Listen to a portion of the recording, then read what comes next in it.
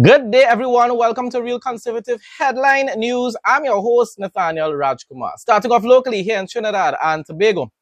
The Trinidad and Tobago Electricity Commission has confirmed the existence of a protected list of customers who were exempted from disconnection for outstanding electricity bills, saying the list was expanded between 2015 and 2025. Listen to the duration. From 2015 to 2025, who was in office? PNM. To include government ministers, members of parliament, and private companies. In a statement on Wednesday, the commission said the protected list was originally, listen to it, originally intended to prevent the disconnection of critical public institutions such as government ministries and departments, state enterprises, statutory authorities, and foreign embassies. Not politicians, not their friends and families and financiers. However, T&TEC said that during the period 2015 to 25, when the PNM was in office, the list was expanded. It added that there was no published policy governing the list, though. Of course, they wouldn't do it because everybody would have raised alarm about it. People would have opposed it. So it was done secretly. It was done quietly. It added that there was no published policy governing the list. The commission reaffirmed its commitment to treating all customers equally. My response. So that means that the former employee of T&TEC who gave information to Kakash Media, CNC3, Guardian Media recently, a couple of days ago, who claimed that it was obvious that Kamla and her cabinet members, her ministers and MPs were on that list as well, because that list existed for decades. You were an employee in T&TEC. You didn't know that the list was only meant for state institutions and embassies. You don't know that. So it's either you were working there and you were just unaware, then why make a statement if you're not sure about something? You see, that is when you're an author of confusion. So let me get back to my response there. So that means that the former employee of T&TEC blatantly lied to the media when he claimed that the list was in existence for decades, and even when CAMS was in office between 2010 to 2015. Now people will say, but the list was in existence. Yes, but the list was only meant for state institutions.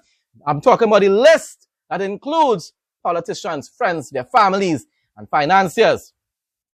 CNC3, your source either misunderstood T&TEC's policies in the past, or he willfully attempted to mislead the public.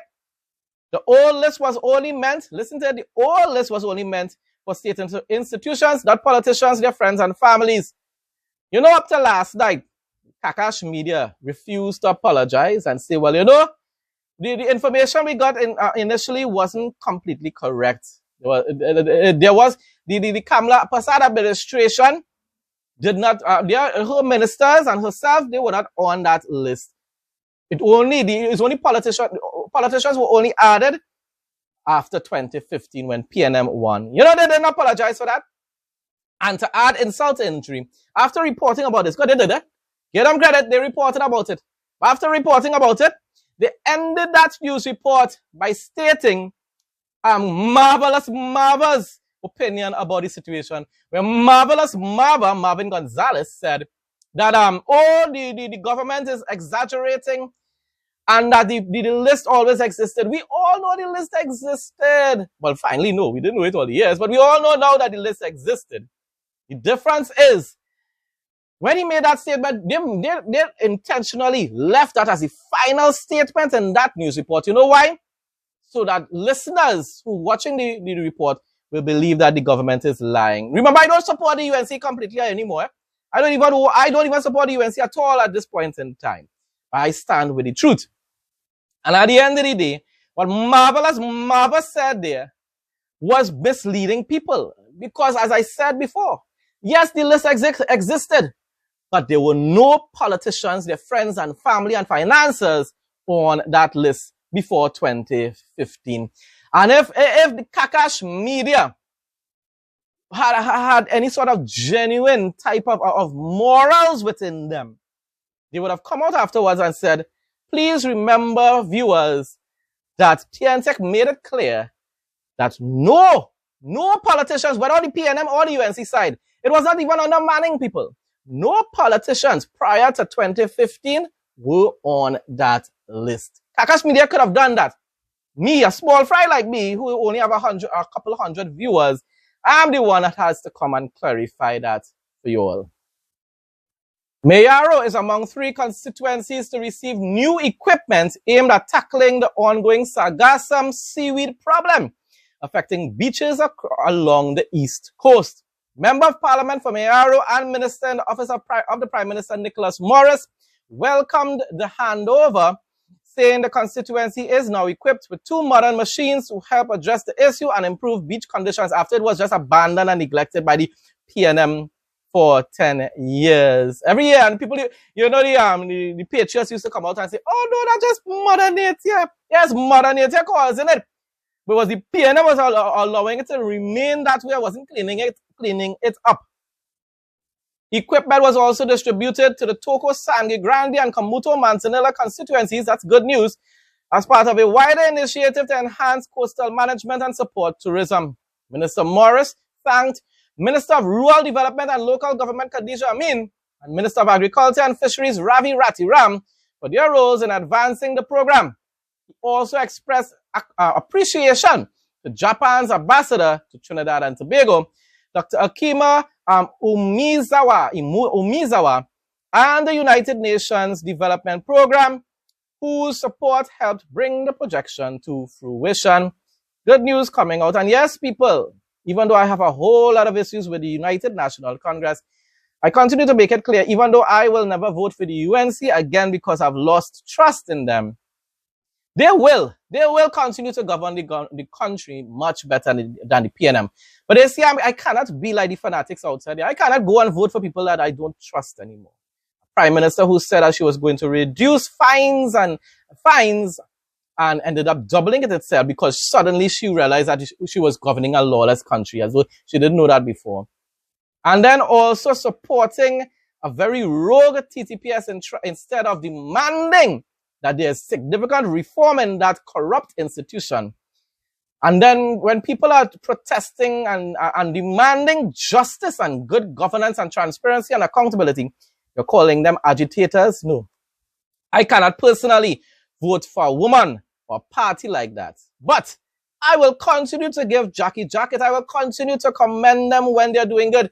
And in a case like this, this was a job well done. Trinidad and Tobago official weather report for Thursday, June 18, 2026. The weather forecast for Trinidad and Tobago on Thursday, June 18, 2026 indicates partly cloudy conditions changing to periods of showers and isolated thunderstorms with temperatures peaking at 31 degrees Celsius and dropping to a low of 24 degrees Celsius. According to the official outlook from the Trinidad and Tobago Meteorological Service, you should expect occasionally cloudy and breezy conditions with periods of light to moderate showers or rain across various areas. There is an active low to medium 30% risk of showers developing into localized heavy downpours or thunder. Expect high moisture levels ranging between 70% and 99% throughout the day. Winds will blow from the east-northeast to east-southeast at speeds of 8 to 40 km per hour. Open waters will experience moderate seas with waves stretching from 1.5 meters to 2.0 meters, while sheltered areas will stay below 1.0 meters but can get occasionally choppy. Sunrise is at 5:40 a.m. and sunset occurs at 6:27 p.m. Due to the tropical humidity, the temperature will feel like 32 degrees Celsius during peak hours. In the event of heavier thundery downpours, brief gusty winds and localized street or flash flooding may occur, so please plan your commute accordingly and exercise caution on the roads. Regional news now, even though in this case it's linking still to Trinidad. Trinidad and Tobago's Phoenix Park Gas Processors Limited and local partner Guy Gas Inc. have been identified as the first ranked firms for the operations and maintenance of the Phase 1 natural gas liquids plant for the landmark gas to energy project, of course, in Guyana. In a statement issued on Tuesday, the Office of the Prime Minister said Cabinet has granted its no objection for negotiations to commence with the two companies with the aim of finalizing an agreement for the operation and maintenance of the facility.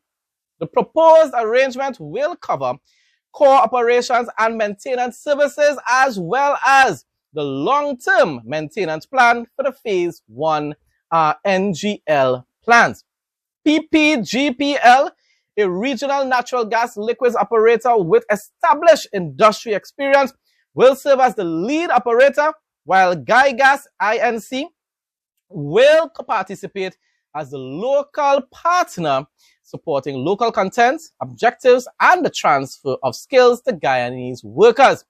The NGL plant forms part of the wider gas-to-energy development at Wales West Bank Demerara, which will bring associated natural gas from the Starbrook block onshore for electricity generation and extraction of natural gas liquids, including propane, butane, and pentanese plus for domestic use and export markets. The Office of the Prime Minister noted that engaging an experienced operator is intended to ensure that the facility is operated safely, reliably, and efficiently from startup, which is currently targeted for the first quarter of 2027. Once again, you have to give Kamala Pasal credit for it here in Trinidad and Tobago, the UNC government. I keep telling people that I have a whole lot of issues with UNC right now. But they are going to definitely govern much better than the PNM. Watch, how come this deal didn't take place under the Mighty Morphin Ghanaian tribal coal pot bicycle PNM? Why it didn't happen? We all know why. We all know why. You know PNM does not like Guyana.